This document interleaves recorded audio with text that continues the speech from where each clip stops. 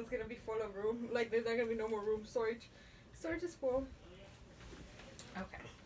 So welcome today. So I want to introduce myself first. So my name is Norma Vasquez. I'm going to be talking with you guys today. And I kind of want to go through kind of what our first meeting's gonna look like. So really, what you guys can expect is kind of get an opportunity for me to get to know you guys, get to know who you guys are, maybe some of the things that you guys are bringing into therapy today, and then also give you guys an opportunity to kind of hear from each other, maybe in a different way that maybe you guys haven't heard from in a while or maybe at all. So it just kind of gives you guys an opportunity to hear from each other. First, I think I would like to hear from each one of you. If Jennifer, you wanted to go ahead and start first and maybe let me know a little bit about yourself, how old you are, and maybe what you do for work, or anything else that kind of comes to mind for you. So my name is Jennifer. I'm 23 years old, and I work at a nonprofit with youth at risk. Okay, that sounds like an interesting job. Well, it's very interesting. It is? And Yes. do you enjoy what you do? Yes, I love what I do actually because I see that a lot of people need help. A lot of youth need help, and I was fortunate enough not to need that help when I was growing up. But I see that there's a place that they could actually go to. That's an amazing thing that you're doing. Jessica, do you want to tell us a little bit about yourself? Hi, my name is Jessica. I'm sorry. That's okay. I'm 23 years old, and I work at a rehab facility for adults. How does it feel working at a rehab facility? It's a little different than what I'm used to, but I'm glad that I'm there because growing up, I had an uncle that was a drug addict, Okay. and I want to be able to help like someone was able to help him when he was going through that situation. Okay, so that's great that you have an opportunity to kind of give it back. And it sounds like both of you guys are in a helping field. Is that something that you guys both always saw yourself kind of seeking out or wanting to do? No. No? When I went to college, I wanted to be a couples therapist. Oh, interesting. That's great. That's great. And what kind of ventured you off onto this new path that you have? Well, when I was taking classes, I didn't feel like I wasn't succeeding as much as I would hope in psychology. Mm-hmm. So then I tried sociology, which was kind of a study of a group, and that kind of caught my attention more. And they talked about a lot of different things that you could do with this major, and kind of that's where I steered to. What about you? No, I've always wanted to help back because growing up, we did have a friend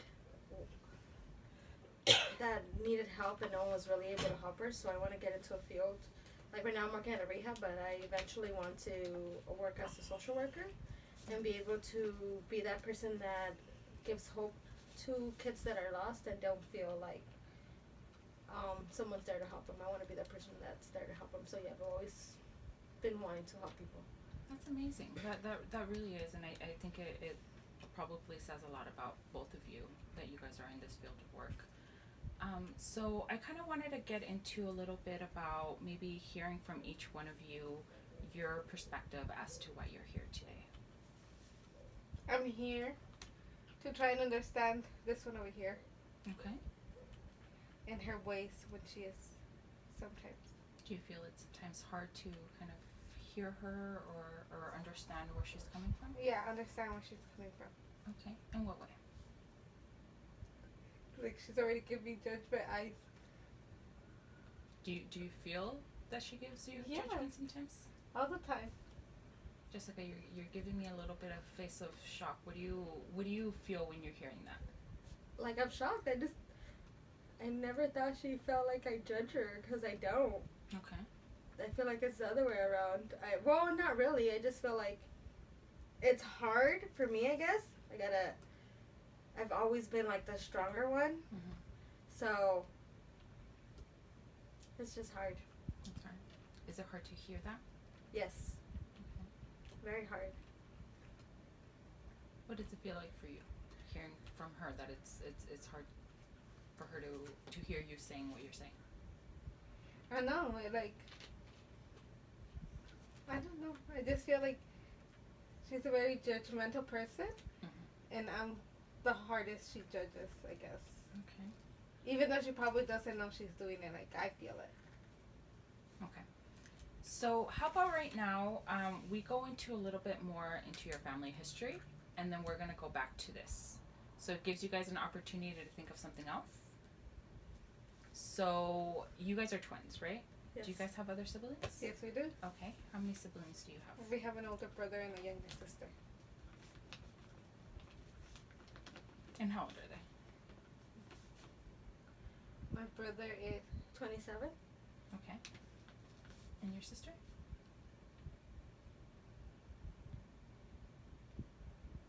19. 19.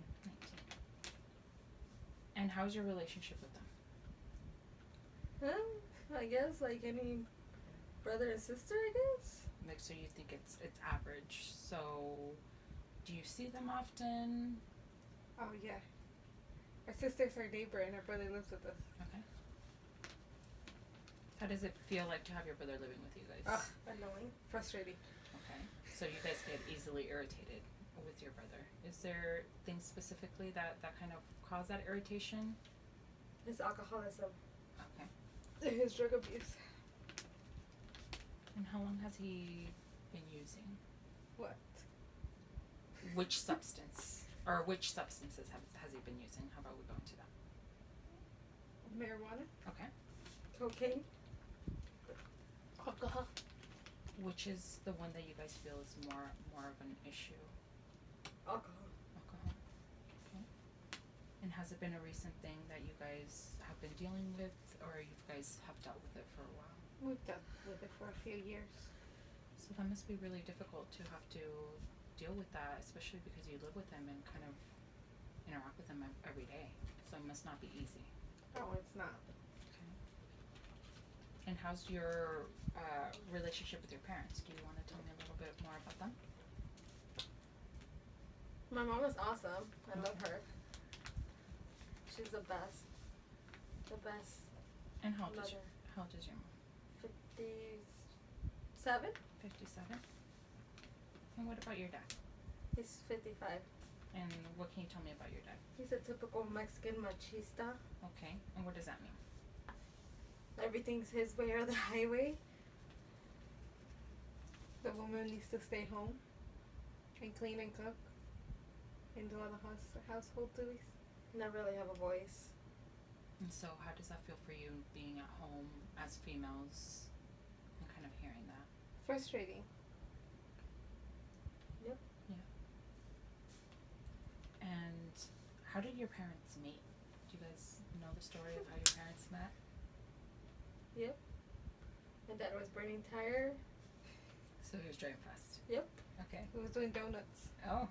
Where he used to work, because they both used to work in the fields picking grapes. In Bakersfield or somewhere up there.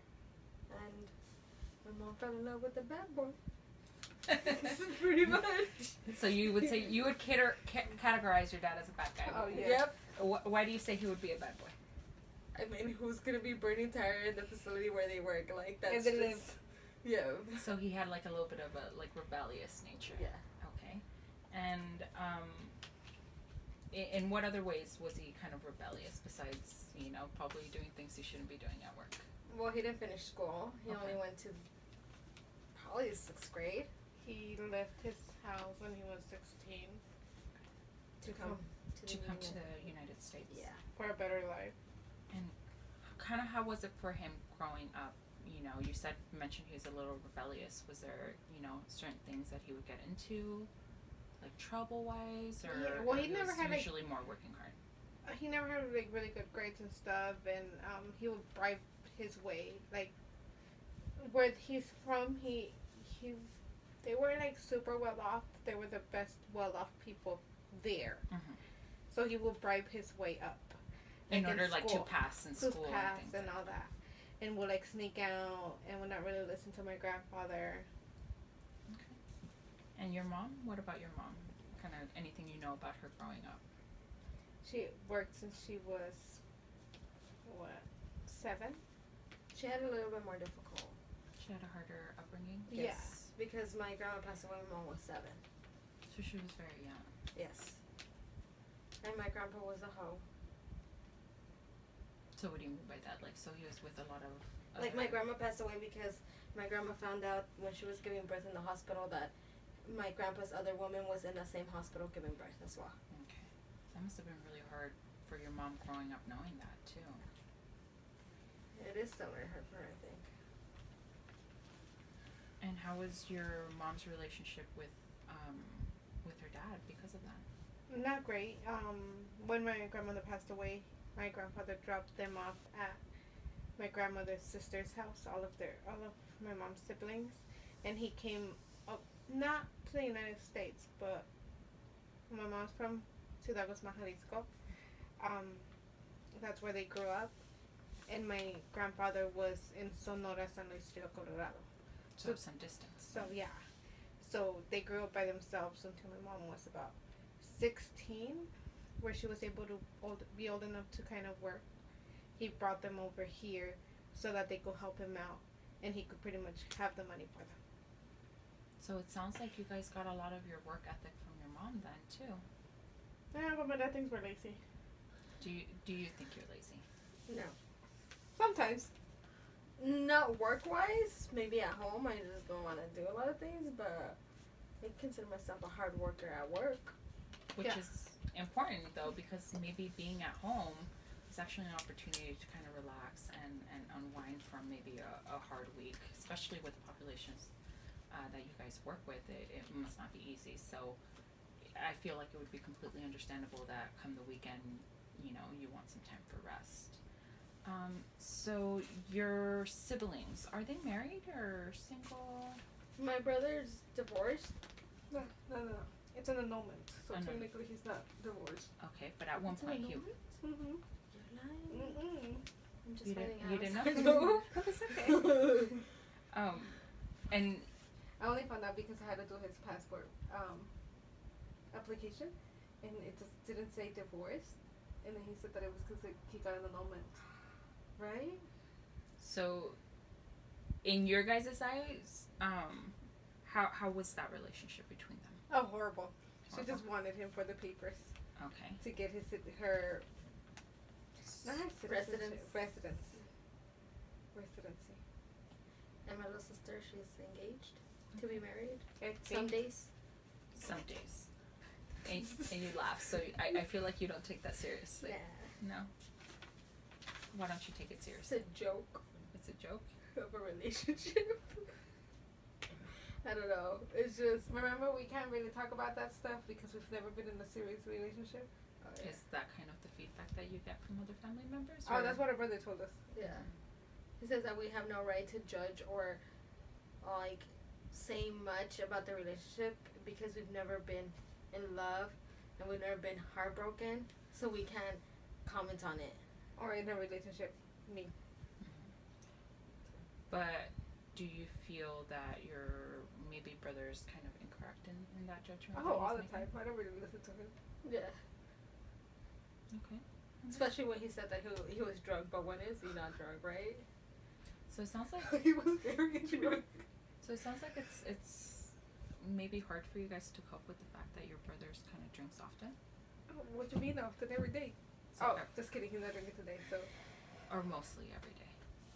he drank yesterday. That's why he's not drinking today. So what does that look like day to day when he does drink, and how do you guys deal with it? Oh, we don't deal with him when he drinks. He You guys- knows not to talk to us. For whatever reason that day he just felt like talking. Mm-hmm. But most of the time when he drinks, he knows that we don't want anything to do with him. He says that we see him with like, I'm assuming disgust or hate or something. He's told us before. So he cuts himself off from you guys. Yes. Yeah, because he knows we hate talking to him when he's drunk. Does that still feel uncomfortable to know that he doesn't want to approach you guys, or is that something that you guys Oh, I prefer? love it. So you guys prefer Yeah. him not engaging. And how is your relationship between each other? Like I know we talked earlier, and Jessica, I know you had some difficulty in hearing some of the things that Jennifer was saying. Yeah. But overall, how close do you guys? Well, I thought we were super close, but I guess I'm wrong. We could still be close, and I feel like you judge me. That's fine. Okay, so how about we change up the question a little bit from going about blaming each other and instead focus on each other and how much responsibility you have to the problem. Ooh. Well, I mean, I used to be reckless. Not the more though. I think. In what way? I don't know. I guess I was looked at Jessica as the responsible one. Mm-hmm. But things have been changing, so I don't think I like it. I don't like Jessica giving me more responsibilities than what I should be having. Do you feel that's true, Jessica? Well, yeah. It's like I always had to be tough and hold everything down, and I'm kind of like I got tired because I want to be wild and free.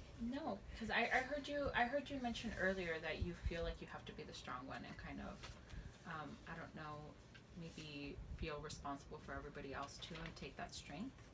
So what I'm hearing is maybe you got a little fed up of doing that. Yep. How does that feel knowing that she kind of got tired of being so strong? I mean, I don't know. I feel like this is how she would feel before. Mm-hmm. I have to be like the responsible one and stuff. And I guess I don't know. It sucks, huh? Yeah. So in that way, you can kind of understand a little bit of her perspective of how she kind of maybe was feeling for a long time. Yeah. I mean, it wasn't that long, was it?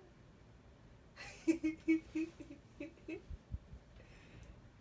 was a few years. I guess it was a long time. And can we talk a little bit about what that responsibility is that kind of outweighed you and weighed you down a little bit? Like, to be honest, Mm-hmm. it's been so long, and I get it. It was like a habit for me. I don't even know what it is anymore. It's just Is it something that you just always Yeah. do and don't even sometimes like I don't notice? even realize it anymore. So I wouldn't be able to tell you like pinpoint like a specific thing. It's just like I guess to wrap it up, like they all call me second mom for I don't know. I guess they have a reason. I don't know. I feel like you take that a little negatively though. I don't, but like that puts pressure because I mean a mom is like up here, Mm-hmm. and like if you're a second mom, you gotta be up here. Okay. Do you So- ever put that pressure on yourself? Like yeah, because they put it on me. But what if we say second mom? We mean because you're already up there. Like, it's not that you have to live up to that expectation. It's that you're already up there. That's why we call you the second mom. Like, you don't have to live up to anything. It's just the way that you are. You're a lot like my mom. But then if I don't do something, then you guys are like, oh, something's wrong, or like I feel too pressured because I have to take responsibility if I decide not to be up there or whatever. Like you were just saying. I mean, you're gonna have to eventually deal with it. If you decide not to do it. It sounds like a lot of pressure though, for both of you guys to always constantly have. Well, because our siblings are so fucked up that someone has to be kind of like the perfect child. And since we came in a package deal, it has So to be you guys both of feel us. like you guys both have to take on that role. Yep. Okay. And going back to what you guys each feel your responsibility is, if we can give it a percentage about the issue that's going on, and it sounds like to me that it's maybe you guys both feel like you guys judge each other too much. How much responsibility does each one have in kind of making that go on and go on and go on? What you mean? So Like I don't think I judge her, so I don't know where she's getting it. I mean, when I said that you judged me, you were already having those judgmental eyes that you always do. Because no, my shocked eyes. Like, what? You thought I judge you? Yeah. I don't. So you don't feel like you ever make any judgments, Jessica? Well, yes, like I'm a human being, but And that's okay to accept too. It's okay to accept that. So, would you say that there's any contribution in your part into doing that, into maybe sometimes judging, and sometimes it could just even be with our own like nonverbal language, the way that we express ourselves, our facial reaction to things too. And it might not be that you're doing that, but that's maybe how she might be perceiving it. I guess so. I don't know. You don't know? It's okay to not know. What would you say your percentage or what your responsibility or contribution is to making the problem be there? Well, I mean, I'm like 75% responsible for it. I can take 25% of the fault. Whoa! Do you think that's a fair Yes. division? Very fair. Why? So in what ways then, if we're going with the 75-25%, in what way does Jennifer do that 75%? Like, In what ways do you feel like she contributes to the problem being there? like, because right now, like, I'm just thinking about before, like, not recently. I think the roles have changed recently. So now you think it's the opposite? Well, more like 50-50. That sounds like a fair number, 50-50 judgment to me or 50-50 judgment to you? You judge me because I've become, like, I guess you, like, more reckless, like, I don't care anymore. I was never reckless. Oh, there goes my judgment. There you see. Right now. But you can take that responsibility right now that you did that. I see it.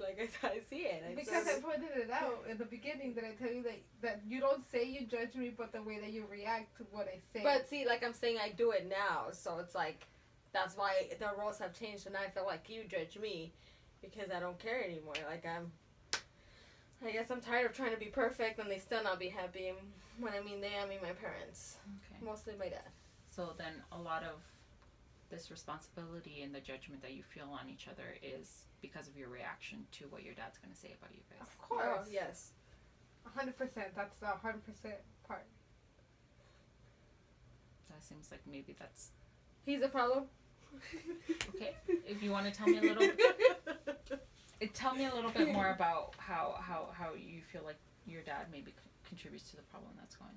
Like he's just never happy. Like he wanted his girls to graduate college, and we did, but he's not happy now because we didn't graduate with what he wanted. Mm-hmm. And now that we have a job, he's now not happy because it's not the job that he wants us to have. So he's just never happy. So, sometimes we can't always control the reactions of others, the judgments of others. But what we can take responsibility is our contribution to the problem, right? So how much responsibility do you have? How much, and maybe even, having those thoughts or that acknowledgement like you had right now, Jessica, that you acknowledged that you were giving facial reaction and judging and acknowledged that there was judging. But when there's problems between you guys, and issues, who do you guys go to since you guys are so close? Who do you go to, Jessica, whenever there's problems between you and Jennifer?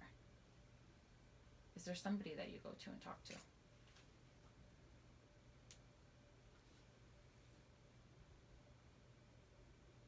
Or Jennifer, do you feel she goes to somebody else whenever you two are upset? No. No? What about? I feel like we usually just keep it to ourselves. So you guys kind of bottle things in? Oh, yes. Mm-hmm. Pretty much. Is that hard to keep in sometimes when you guys are upset with each other? Yep. Because, well, we kind of have, like, the same friends, so I'm not going to go to my friend and tell her, oh, I freaking hate Jennifer, because she might like Jennifer, and then she might tell Jennifer that I told her that I hate her at the heat of the moment, because, of course, I love my sister. We've been inseparable since we were born. So, but what about within your own family? Do you ever, maybe see yourself spending more time with your mom whenever you are upset with Jennifer. I go to my room. So most of the time you're just kind of on your own? Yep. What about you, Jennifer? I don't know. I don't like being in my room. So you engage more with your family? Oh yeah. Yeah. Me and my mom watching novelas every night. Mm. And how is that when you spend that time with your mom doing I like it even though she talks too much. In what way does your mom talk too much? Like, what is she talking about? Just how her day went. But like she repeats the same stories So, like, over you've and already over heard. again. Like I've already heard it. And I think it's because she thinks that she told Jessica, but she didn't. She told me, so I just pretend like she's like she hadn't told me before, and I'm like, oh, I had a surprise. That's the first time she told me. That's kind of you to, act like you hadn't heard it yet. Well, yeah, because I don't want to tell her. It's like, oh, you're telling the same twin. Do you feel bad, like, if you would have to tell her? Like, she would be upset if you would tell her? No, because I guess we do it to them too. Like I'll tell them a story, and then Jessica will tell them the same story the same way. So it's kind of like They have to hear it too, so... yeah. So So I you hear just it too. kind of like. Okay, so I think we're going to be summarizing a little bit about kind of what we learned today. So what I was able to do with some of the information that you gave is build what we call a genogram. So a genogram, if you can picture it in any way, is almost like a family tree. And it kind of gives us an idea, an overall picture of kind of the relationships within your family down to like your grandparents and maybe how good or bad those relationships were. So it kind of gives you a kind of visual about, your overall family. And sometimes it's good to kind of see that and kind of see how the family is. And it's something that you guys can just take with you guys and kind of see. And then second, we kind of learned that you guys are in a similar direction when it comes to career and kind of the dedication that you guys have for work. And then also kind of hearing from each other that, there probably are some things that maybe you guys aren't necessarily always telling each other and kind of holding it in a little bit. And a little taking of responsibility of, the current problem that's present and kind of taking that in. So I really appreciate you guys kind of taking the time to kind of sit down and hear each other. And just kind of a little reminder of informed consent. I know in the beginning we kind of went over what to expect from session, but similar to kind of how today went, you guys can always feel like you guys can bring whatever it is into therapy, and the similar way that we went about today and kind of exploring your guys' thoughts and maybe even your responsibility to some of the things that are coming in. It really is an opportunity for you guys to kind of just learn about each other and learn about yourself as well during the process. So again, thank you so much for coming in and taking the time to sit down and kind of hear each other out. So when is our next session? We can schedule this for next week. Would that work? Well, my question is, how much more am I gonna have to pay? It's a good question. $0. Right. Ah.